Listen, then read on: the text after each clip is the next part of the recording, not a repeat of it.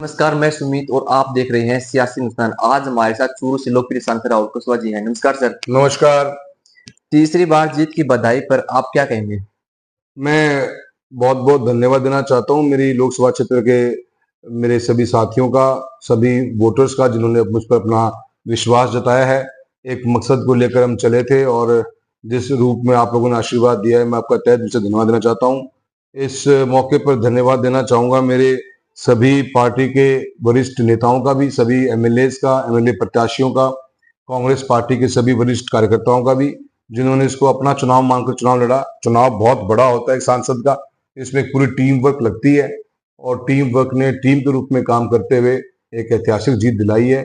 मैं सभी का आपके चैनल के मार्फत से बहुत-बहुत धन्यवाद देता हूँ। जो ज़िम्मेदारी आप लोगों ने मुझे सौंपी है, मैं आपको पूरा विश्वास दिलाता हूँ उस ज़िम्मेदारी को बहुत मजबूती के साथ में आपकी आवाज़ को लोकसभा में उठाएँगे और जो मुद्दे जो समाज के लिए, जो चूरू लोकसभा क्षेत्र की जनता के लिए ज़रूरी हैं और जिनकी पर चर्चाएँ करने, जिनके ऊपर बजट्स लाना अनिवार्य हो चुका है, उसके ऊपर हम बेहतरीन तरीके से परफॉर्मेंस देंगे लोकसभा के अंदर।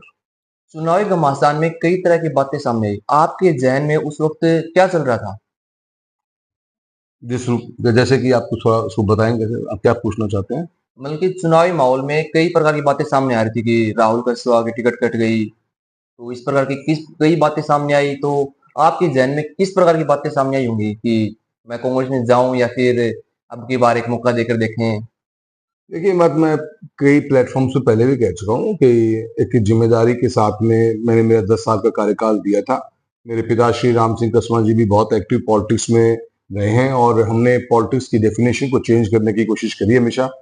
हमने पब्लिक के बीच में रहकर सच्चाई, ईमानदारी के साथ में जीवन व्यतीत किया और जनता का विश्वास और जनता के मन में जगह बनाई थी।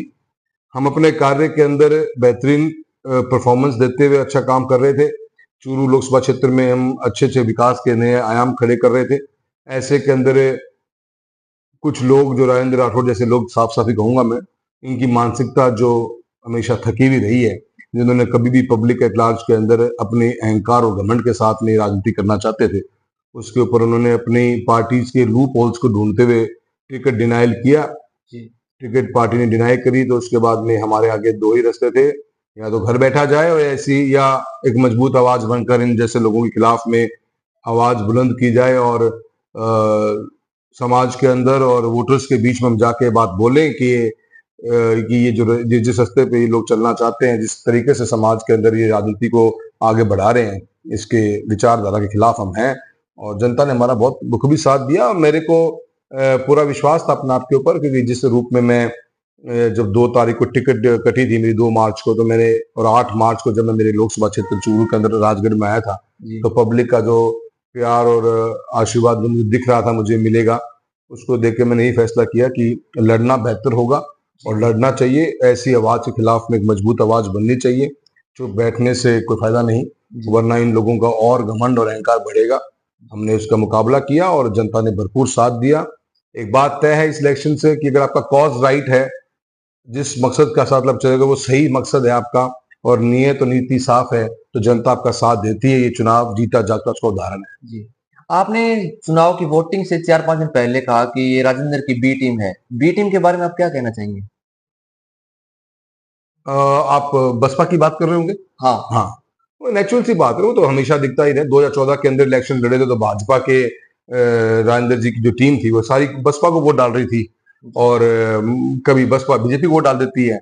नांगली गांव के अंदर इस इलेक्शन के अंदर बसपा के 4 वोट भी नहीं आए, सारे जी। वोट बीजेपी के आए। तो वो तो जग जाहिर बात है कि चूरू लोकसभा क्षेत्र के अंदर भाजपा की राजेंद्र राठौड़ जी की बी टीम के रूप में बसपा ने हमेशा काम किया है और जब चाहा जब इस तरह का इस्तेमाल किया गया है, कैसे मैनिपुलेशंस करी गई हैं, वो पब्लिक को सब पता ही है। उसमें कोई ऐसी बात नहीं, कोई बड़ा ऐसा कोई राज नहीं खुला गया।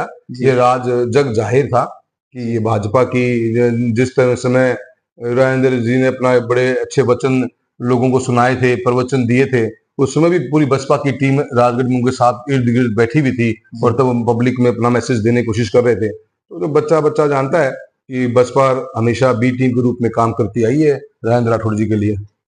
इस बार आप सत्ता में नहीं है, तो कितनी चुनौतियाँ हैं अपने संसद क्षेत्र के लिए?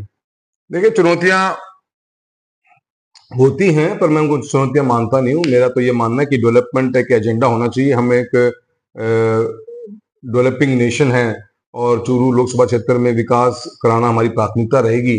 उसको लेकर हम चलेंगे। गवर्नमेंट की स्कीम्स का एग्जीक्यूशन होता है, उन स्कीम्स पर हमारा फोकस रहेगा।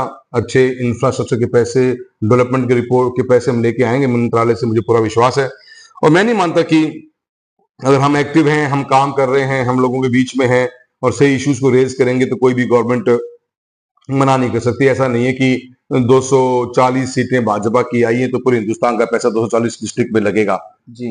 पैसा तो पूरे हिंदुस्तान में लगेगा, जो उसका हकदार है उसको मिलेगा। मेहनत करेंगे और फोकस रहेंगे बड़े इश्यूज के ऊपर। जैसे पानी को, बिजली का बहुत महत्वपूर्ण इशू है। हम इतने सालों की आजादी के बाद में भी, इतना पैसा लगने के बावजूद भी आज चूरू जिले के अंदर आप देखिए हमारी 480 करोड़ के लगभग की बूंगी परियोजना आई। उसके बाद में 1100 करोड़ से ऊपर की हमारी आपनी योजना फेज 2 रतनगढ़ और सदार शहर के लिए और सुजानगढ़ के लिए आए। फिर अब हम जल जीवन मिशन के अंदर 1600 करोड़ खर्च कर चुके हैं और आज भी गांव में बैठा हुआ एक आम आदमी पानी पीने के लिए तरस रहा है। पीने का पानी ही नहीं उपलब्ध नहीं है। बिजली के अंदर इतना पैसा लग गया, आज बिजली नहीं आ रही, बिजली कटौती है। बड़े बड़े इश्यूज हैं, इन इश्यूज में हमारा फोकस रहेगा और इनको हम प्रॉपर वे में एड्रेस करके और सरकार की नजर को इस पर लेके आएंगे कि आपको बेसिक्स जो हमारा ढांचा है पानी बिजली का, वो कम से कम इस देश के अंदर कंप्लीट होना चाहिए। बाकी सब पैसा लगाए पर मैं तो व्यर्थ मानता हूं अगर बिजली पानी ही गाँव में नहीं पहुंच पा रहा है तो। जी, बिल्कुल। सर, चुनाव जीतने के बाद कांग्रेस से बीजेपी में जाने की आपकी बाजार में बहुत ज़्यादा अफ़वाह फैल रही है। आप क्या बताना चाहेंगे? या फिर बीजेपी में जाएँगे या फिर कांग्रेस में? भाई मैं इलेक्टेड मेंबर ऑफ पार्लियामेंट हूँ चूरू लोकसभा क्षेत्र से, आईएनसी का, इंडियन नेशनल कांग्रेस का। और जनता ने मुझे आशीर्वाद उस रूप में दिया है जी। और कोई प्रश्न ही पैदा नहीं होता कि मैं पार्टी स्विच करूंगा, सवाल ही पैदा नहीं होता। ये जिनके पास में कुछ काम नहीं और जो हमेशा अफवाहें फैलाते हैं, ऐसी बातें सोचते हैं, दिमाग में भी बात नहीं आनी चाहिए। 5 साल का एक कार्यकाल इंडियन नेशनल कांग्रेस की तरफ से हम उम्मीदवार के रूप में आए थे, जीत के गए हैं और जनता ने आशीर्वाद उस रूप में दिया है। जनता के आशीर्वाद के साथ धोखा नहीं किया जाएगा, हर हालत में कांग्रेस में ही रहेंगे। इस बार चुनाव परिणामों ने देश की राजनीति की दिशा बदल दी। इस पर आप कुछ कहेंगे कि जिस प्रकार से बीजेपी बोल रही थी कि 400 पार। देखिए बीजेपी का 400 पार तो मैं एक बहुत बड़ा पब्लिक में गलती मानता हूँ। उनकी कैलकुलेशन बहुत गलत हो गई। पब्लिक एट लार्ज इस देश की डर गई थी 400 पार से, तो कि 400 पार पता नहीं क्या होने वाला है 400 पार के बाद में। तो जनता के मन में डर का भाव था कि क्या संविधान के साथ छेड़छाड़ हो जाएगी, क्योंकि उनके बीजेपी के जो सांसद के प्रत्याशी थे उन्होंने ऐसे स्टेटमेंट्स दिए। तो वो तो बहुत बड़ा एक मैं मानता हूँ लायबिलिटी हुई बीजेपी के लिए और बहुत बड़ा सेटबैक लगा और उस नैरेटिव को बीजेपी कभी तोड़ भी नहीं पाई। जी। और ये जो मैंडेट पब्लिक में दिया है ये अगेंस्ट बीजेपी गवर्नमेंट दिया है और जनता के अंदर इमोशनल इश्यूज के अलावा प्रैक्टिकल इश्यूज बहुत बड़े माइंड में पब्लिक के रहे। वोटिंग के टाइम पे यूथ बहुत आगे बढ़कर वोटिंग करके गया है और अगेंस्ट बीजेपी गया है, क्योंकि रेस्ट ऑफ द सीट्स जो आई हैं वो अगेंस्ट बीजेपी आई हैं, जिसमें महंगाई और बेरोजगारी सबसे बड़ी प्राथमिकता रही है। अग्निवीर जैसी योजनाओं को नॉर्थ इंडिया के अंदर बिल्कुल एक्सेप्ट नहीं किया गया। जी। पब्लिक में बहुत बड़ा गुस्सा था। तो ये जो पूरा मैंडेट है ये अगेंस्ट बीजेपी का है और उनकी विचारधारा का है कि जिस तरह से आप इमोशनली पब्लिक के अंदर को आप पब्लिक इमोशंस के ऊपर बेवकूफ नहीं बन सकती। प्रैक्टिकल मुद्दों पे बात की जाएगी। आज हर चीज डबल ट्रिपल पहुंच चुकी है, चाहे हमारे बेसिक जो खाने की चीजें हों, चाहे हमारी रोजमर्रा की इस्तेमाल की चीजें हों, छोटी छोटी चीजें जो एक आम कॉमन मैन की लाइफ में आती हैं, सबकी रेट्स 3 टाइम्स बढ़ चुकी हैं पिछले 10 सालों के अंदर। तो महंगाई, बेरोजगारी जो 30% के आसपास चल रही है इस कंट्री के अंदर आज की तारीख में, और उसके ऊपर अग्निवीर जैसी योजना, किसान का जो बिल था उसके खिलाफ में पब्लिक में और किसान कम्युनिटी में बहुत बड़ा रोष था, जिसको आपको देखने को मिला। इसलिए राजस्थान में हम 11 सीट जीत के आए, पर बाकी 2 सीटें भी हमारी बहुत कम मार्जिन पे निकली हारी हैं। तो वो भी आप जोड़ दे तो 50% से अबव सीटें बीजेपी के अगेंस्ट में गई हैं। बिल्कुल, ये बात तो आपको माननी पड़ेगी कि मैंडेट पूरा बीजेपी के अगेंस्ट था। सामंतवादी बनाम किसान का मुद्दा आपने उठाया, उसका आपको कहीं ना कहीं लाभ भी मिला। उसके बाद चूरू और राजस्थान के अंदर राजपूत और जाट में सामाजिक दूरियां बढ़ गई। इस पर आप अपने। देखिए ये तो आपने पता नहीं कहाँ से कौन सी न्यूज पढ़ ली है। सामंतवादी सोच को लेकर हमने इलेक्शन के अंदर इशू खड़ा किया था कि प्रजातंत्र में प्रजा फैसला करती है नेतृत्व का, कोई काका फैसला नहीं करता कि कौन बनेगा कौन नहीं बनेगा। और जो विचारधारा है लोगों को दबाने की, जी, लोगों को डराने की, लोगों अहंकार और घमंड से लबालब जो नेतृत्व है, ऐसे लोगों के खिलाफ में हमने आवाज उठाई थी। जी, ये कोई जाति के अगेंस्ट मुद्दा नहीं था, ये एक व्यक्ति विशेष के ऊपर था। और हमने कभी भी किसी मंच से किसी जाति के धर्म के बारे में आज तक न कभी पहले कोई शब्द कहा है, न कभी आगे कभी कहा जाएगा।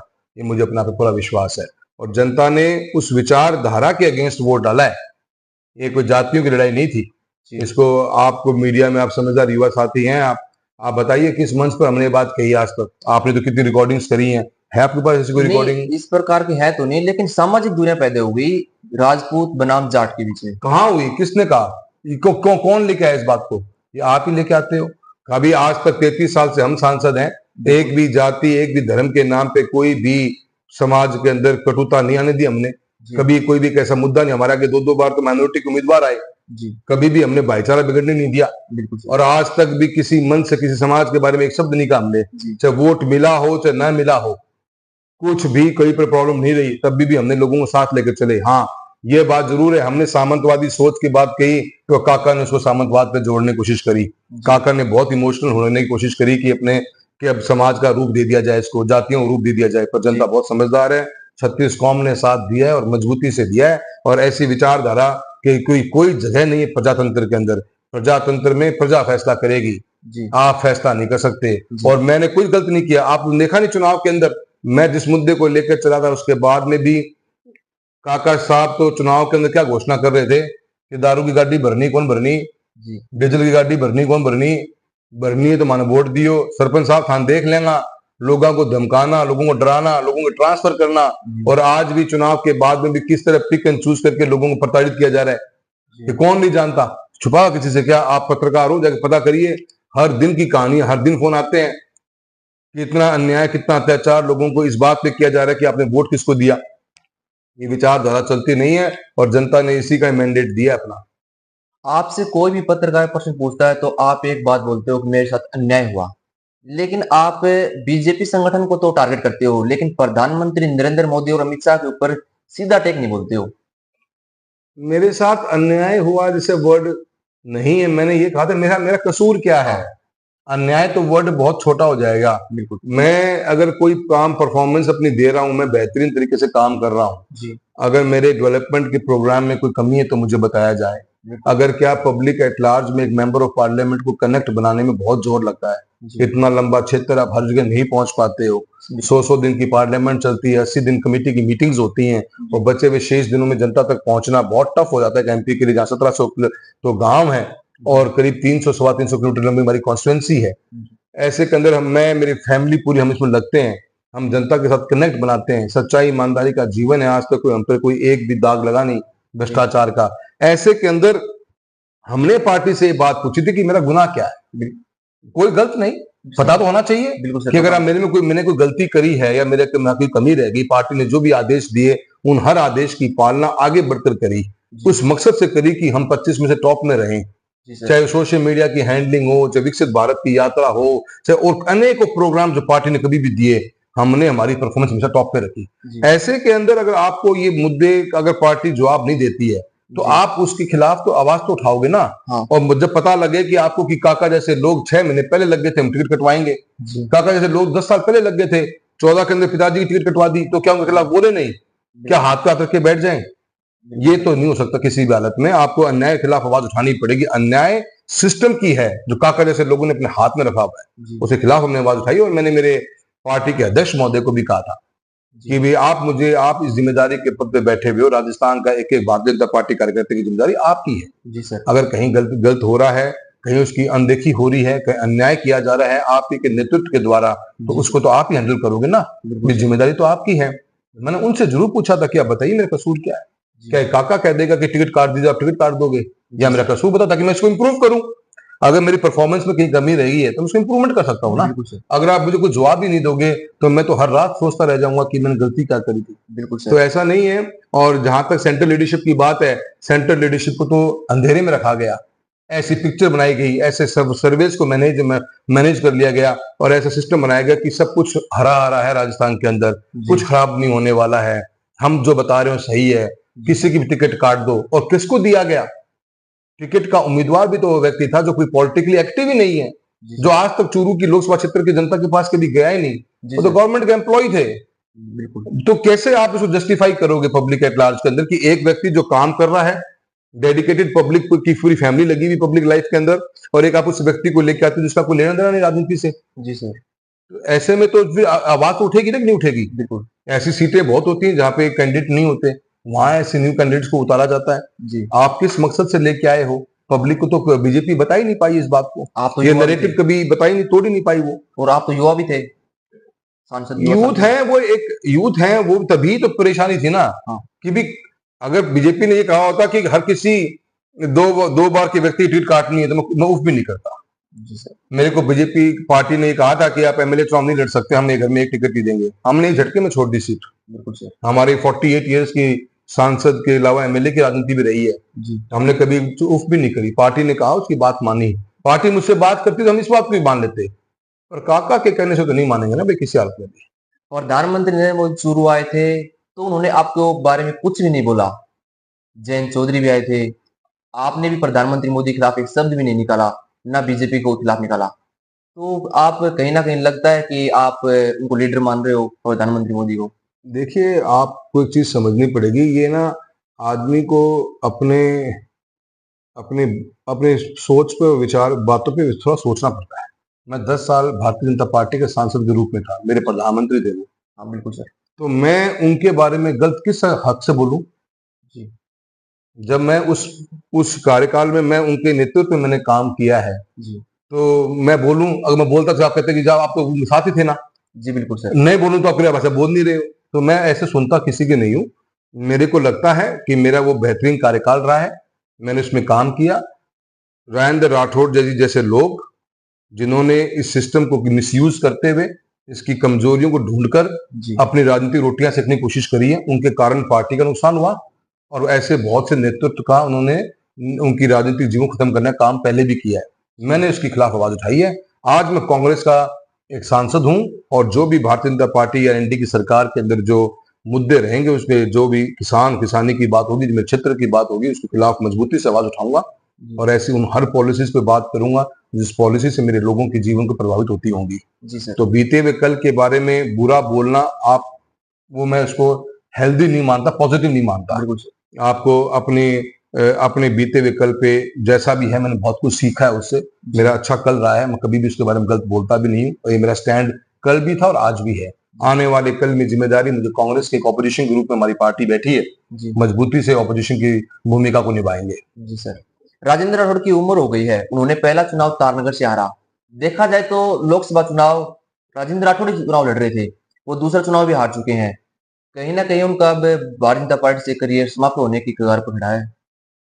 वो तो पार्टी फैसला करेगी, पार्टी को मंथन जरूर करना चाहिए कि ऐसे लोगों को आपने इतनी सुप्रीम पावर क्यों दे रखी है। जी। क्या वही सब कुछ चलाएंगे? पूरी पार्टी का स्ट्रक्चर उनके कंट्रोल में होता है, टिकट जिसको चाहे देते हैं, लोगों को डरा के, धमका के, ट्रांसफर्स करा के, इस तरह की राजनीति करके क्या पार्टी को मजबूती प्रदान कर रहे हैं वो लोग? मैं तो नहीं मानता कर रहे हैं। ये तो पार्टी मंथन करे इस चुनाव के रिजल्ट्स के बाद में, और एमएलए के टिकट के डिस्ट्रीब्यूशन में भी उनका पूरा रोल रहा। तो क्या रिजल्ट आया? हरमाड़ा से लेकर गंगानगर तक एक बीजेपी सीट जीती है। हाईवे पे चलोगे तो एक ही सीट जीती है बीजेपी। और ऐसे ही सांसद के रूप में जी। सारी सीटें हार गई, खाली एक सीट 1500 वोटों से जीते हैं हरमाड़ा, जयपुर ग्रामीण की। जी। तो ये तो पार्टी को फैसला करना है, पार्टी का इंटरनल मैटर है, वो फैसला करेंगे कि नहीं करेंगे वो जाने। पर जनता ने अपना फैसला कर लिया और काका जी के खिलाफ में मैंडेट दिया, काका जी के खाज उठाने का काम किया है। जी सर। आपने वसुंधरा राज्य को सबसे अच्छा लीडर बताया, लेकिन यहाँ पर बंदलाल शर्मा अच्छे काम कर रहे हैं। क्या उनसे कोई ऐसा काम हो जो वो नहीं कर पा रहे हैं और आप वसुंधरा को अच्छा लीडर बता रहे हैं? देखिए, वसुंधरा, वही आपका क्वेश्चन क्या है मैं समझ नहीं पाया। आप वसुंधरा जी के बारे में मुझसे पूछेंगे तो मेरी फैमिली, मैं 10 साल उनके साथ हम रहे हैं। वो भारतीय जनता पार्टी की एक टॉल लीडर रही हैं और पब्लिक की सबसे प्रिय नेता रही है राजस्थान के अंदर। जी। उनके बारे में मेरे मन में हमेशा एक इज्जत रही है, एक मान सम्मान रहा है, और वो हमेशा रहेगा। जी। वो मेरा बीते हुए कल का क्वेश्चन अगर आप पूछते हो तो ये इसका आंसर होगा। आने वाले कल के अंदर आज भजनलाल जी कैसा काम कर रहे हो जज करना बहुत अर्ली होगा, क्योंकि उनको 2-4 महीने भी नहीं हुए। जी। और अभी तो राजस्थान के अंदर बिजली पानी की तराही मची हुई है। जी। अभी राजस्थान के अंदर भजनलाल शर्मा जी ने एक मुख्यमंत्री के रूप में चूरू जिले के अंदर यमुना लिंक के पानी का वादा किया है, जी, हम देखते हैं वो कैसे एग्जीक्यूट होगा, उसमें काम कितना जल्दी वो काम शुरू होगा। जी, हमारे कई मुद्दों को भी टेस्ट करना बाकी है। तो ये कह देना कि कौन कितना रहेगा वो एक अलग बात है। बीते हुए कल की बात करोगे, अवश्य आपने भी वसुंधरा जी को बहुत सराहा होगा, पब्लिक ने भी बहुत सराहा है, जी, सबने ही सराहा है। अब आगे आने वाले कल के अंदर कौन सी लीडरशिप के पास क्या जिम्मेदारी वो कैसे निभाता है, वो तो वक्त ही तय करेगा ना, आज तो तय नहीं कर सकते। जी सर। जैसा विपक्षी पार्टियों द्वारा भारतीय जनता पार्टी पर आरोप लगाया जाता है कि ईडी और सीबीआई का, कहीं न कहीं आपको भी इस प्रकार का दुरुपयोग आपके खिलाफ हो सकता है?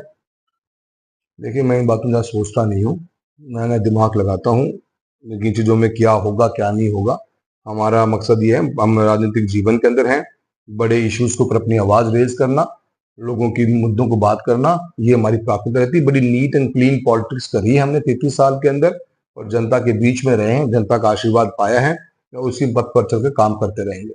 जी। राहुल सर आपसे पूछना चाहते हैं कि यहाँ पे मोदी मैजिक का नाम लिया जा रहा था कि मोदी मैजिक काम कर रहा है चूरू में। तो आपको क्या लगता है मोदी मैजिक काम नहीं कर पाया अब की बार? देखो, मैजिक चलता है जनता का जी, जी, प्रजातंत्र की खूबसूरती वही है जी, कि जनता का आप दिल जीत लो जी, और वो जनता आपको अपना आशीर्वाद दे, वही खूबसूरती है। हमें हमें हमें लीडरशिप ही क्रिएट करनी पड़ती है और हम उसी के पीछे भागेंगे तो ही हमारा फायदा है। हम ये सोचें कि इसके बियॉन्ड हम कुछ सोचेंगे तो अन्याय होगा डेमोक्रेसी के साथ में। हमने पब्लिक के बीच में रहे, पब्लिक के साथ जुड़ाव रहा हमारा, उनके सुख दुख में काम किया, जी, ईमानदारी से रहे, तो जनता ने लगातार हमें अपना आशीर्वाद 7वीं बार भी दिया है। जी, तो हम तो यही मानते हैं कि, और हर नेतृत्व को सीखना यही चाहिए, हर नेतृत्व की जिम्मेदारी ये होनी चाहिए कि पार्टियां बड़ी हैं, जी, पर पार्टियों से बड़ी इंसानियत भी है। जी, अगर नेतृत्व ही नहीं रहेगा तो जनता के साथ अन्याय हो जाएगा। सिर्फ एक ये बात सोच लेना कि मैं टिकट लेके आ जाऊं जी, और टिकट ही सब कुछ हो जाएगी, तो फिर कोई काम करना क्यों चाहेगा? जी। राहुल सब तो टिकट पे व्यवस्था कर लेंगे अपनी और दिल्ली जयपुर मैनेज कर लेंगे, जी, पब्लिक में को आना ही नहीं चाहेगा। जी, तो ये जिम्मेदारी हम नेताओं के कंधों पे तो रहनी चाहिए कि जनता के बीच में रहकर जनता की सेवा करनी पड़ेगी। पार्टी जरिया माध्यम बनती हैं, जी, पर जनता के बीच में आपका रहना बहुत जरूरी है। जी। राहुल जी आपने हमें वक़्त दिया उसके लिए बहुत-बहुत धन्यवाद। बहुत बहुत धन्यवाद आपका युवा साथियों, आपका बहुत बहुत धन्यवाद, आपका कैरियर ऐसे आगे बढ़े, आपको हमारी बहुत बहुत शुभकामनाएं। धन्यवाद सर।